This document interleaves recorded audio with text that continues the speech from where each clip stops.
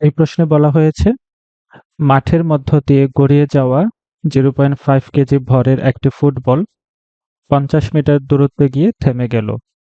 ফুটবলটির প্রাথমিক বেগ 30 metre per second হলে ঘর্ষণ বলের মান কত? প্রশ্নটি সমাধান করার জন্য যেসব তথ্য এখানে দেওয়া আছে সেগুলো আমরা সাইড নোটে লিখে নিচ্ছি। প্রথমে ফুটবলের আদি বেগ এখানে দেওয়া আছে 30 মিটার পার সেকেন্ড।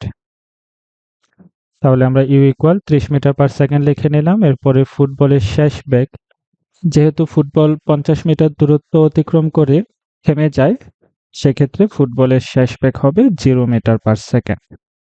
এবং ফুটবলে অতিক্রান্ত দূরত্ব এখানে দেওয়া আছে।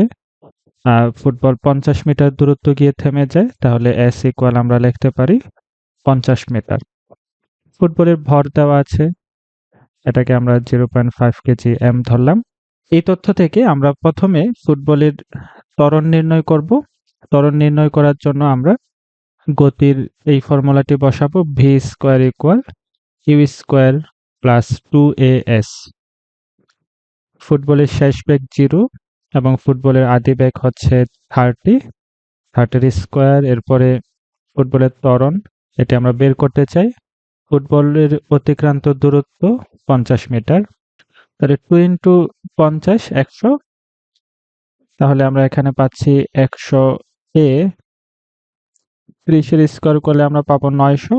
যদি আমরা অপোজিট পাশে নিয়ে আসি তাহলে আমরা এখানে পাবো -900। 900 কে 100 দিয়ে ভাগ করলে আমরা এখানে পাচ্ছি -9 মিটার পার সেকেন্ড স্কয়ার। এখানে নেগেটিভ চিহ্ন দিয়ে ফুটবলের মন্দন বোঝানো হচ্ছে। এবার আমরা নিউটনের দ্বিতীয় সূত্র যদি অ্যাপ্লাই করি, summation of F equal ma।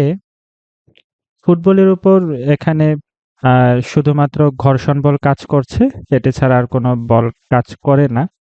তাহলে আমরা ঘর্ষণ বল যেহেতু গতির বিপরীতে কাজ করে, সেক্ষেত্রে আমরা এখানে একটি -f বসালাম, ইকুয়াল হবে ma।